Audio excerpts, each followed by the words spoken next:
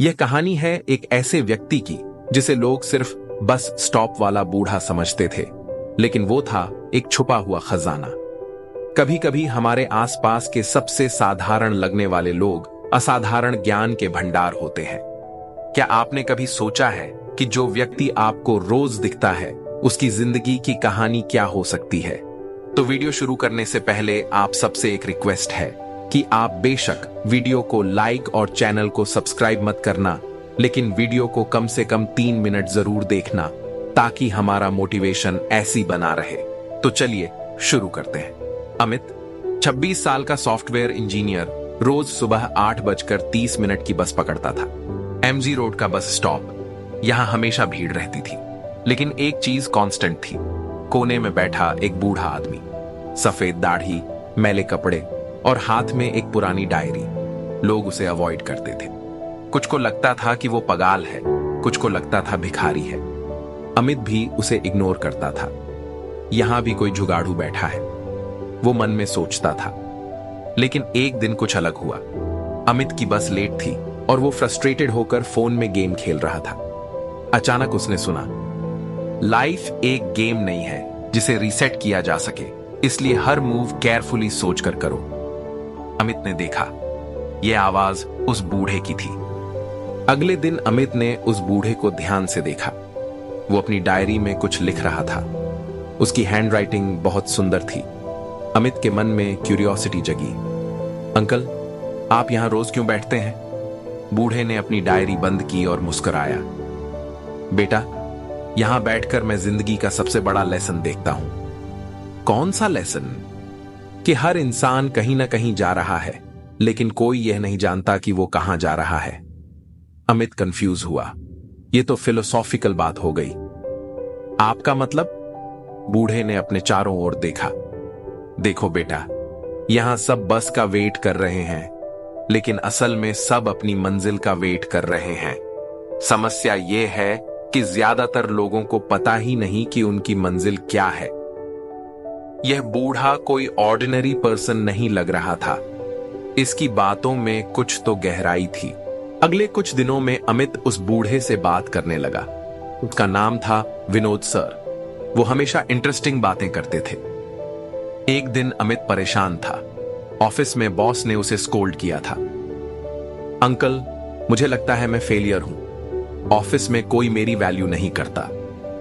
Vinod sir ने अपनी diary खोली और एक पेज दिखाया। पढ़ो ये।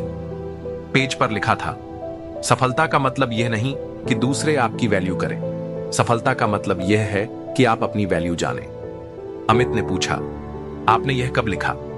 30 साल पहले, जब मुझे भी लगता था कि मैं फेलियर हूं।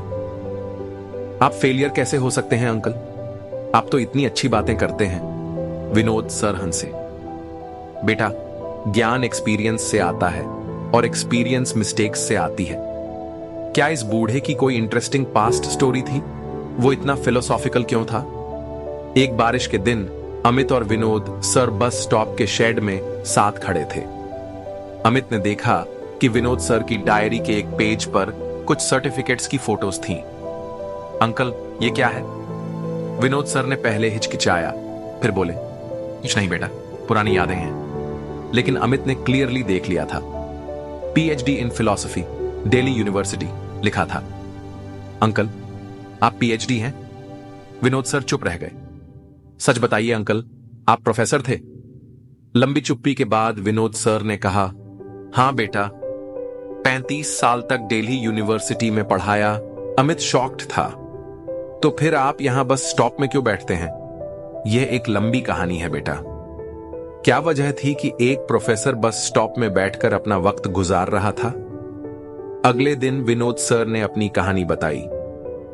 बेटा, मैं अपने पर बहुत प्राउड करता था।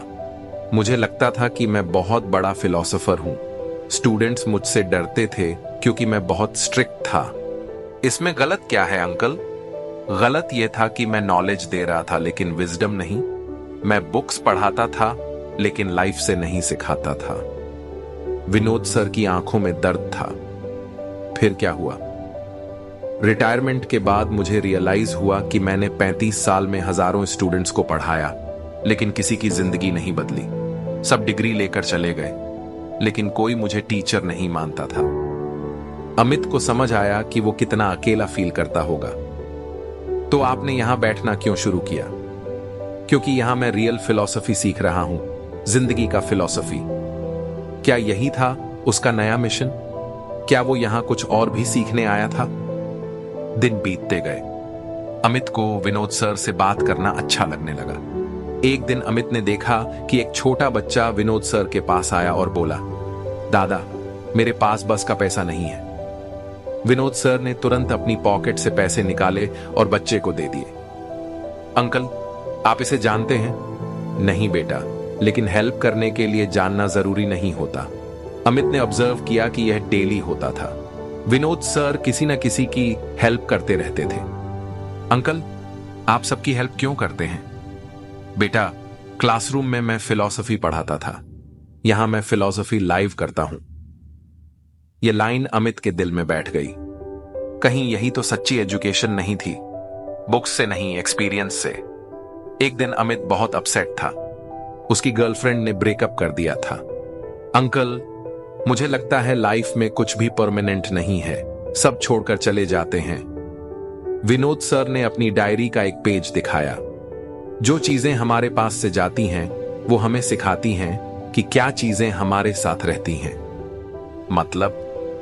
मतलब यह कि तुम्हारी गर्लफ्रेंड गई, लेकिन तुम्हारी एबिलिटी टू लव अभी भी है। जॉब जा सकती है, लेकिन स्किल्स रह जाती हैं।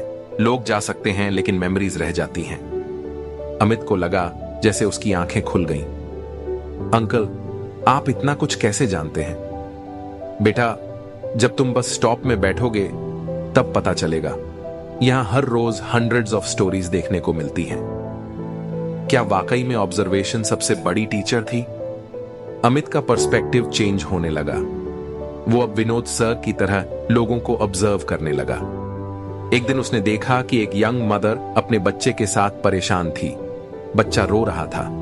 अमित ने अप्रोच किया, सिस्टर, कोई प्रॉब्लम है? एक्चुअली मेरा पर्स गिर गया था बस में, अब हॉस्पिटल जाना है, लेकिन पैसा नहीं है। अमित ने तुरंत हेल्प की। उसे अच्छा लगा। विनोद सर मुस्कुरा रहे थे। अंकल, आपने मुझे यह सिखाया है? नहीं बेटा, तुमने खुद सीखा है, मैंने सिर्फ दिशा दी है। यही तो सच्ची टीचिंग है अंकल। आप क्लासरूम में भी यही करते तो कितने स्टूडेंट्स की लाइफ चेंज हो जाती। विनोद सर की आंखों में आंसू आ गए। मंथ्स बीत गए। अमित और विनोद सर की फ्रेंडशिप काफी डीप हो गई थी। एक दिन अमित ने सरप्राइज किया, अंकल, मेरे ऑफिस में एक प्रोजेक्ट है, अंडर प्रिविलेज्ड किड्स को कंप्यूटर स्किल्स सिखाना। क्या आप हेल्प करेंगे? बेटा, मैं तो फिलॉसफी प्रोफेसर था, कंप्यूटर एक्सपर्ट नहीं। अंकल, आप लाइफ स्किल्स एक्सपर्ट हैं। टेक्निकल स्किल्स तो मैं सिखा दूंगा, लेकिन लाइफ फिलॉसफी आप सिखाइए। विनोद सर को लगा जैसे उन्हें सेकंड चांस मिल रहा है। ठीक है बेटा, ट्राई करते हैं। पहले दिन जब विनोद सर उन बच्चों के सामने गए तो वो नर्वस थे। बच्चों, कंप्यूटर सीखने से पहले यह सीखो, तुम्हारे अंदर एक सुपर कंप्यूटर है जिसका नाम है दिमाग। सारे बच्चे इंटरेस्टेड हो गए। क्या यह उनकी टीचिंग का नया तरीका था?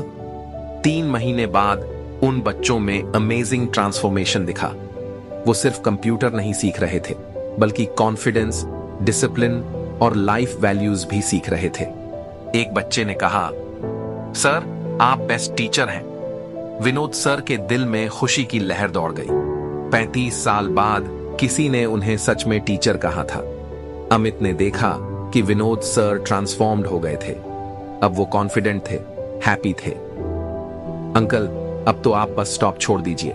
यहां आपको बुलाने के लिए बहुत सारे अपॉर्चुनिटीज होंगी। नहीं बेटा, बस स्टॉप छोड़ूंगा नहीं। यहीं से तो मैंने सीखा है कि टीचिंग का मतलब इंफॉर्मेशन देना नहीं, इंस्पिरेशन देना है।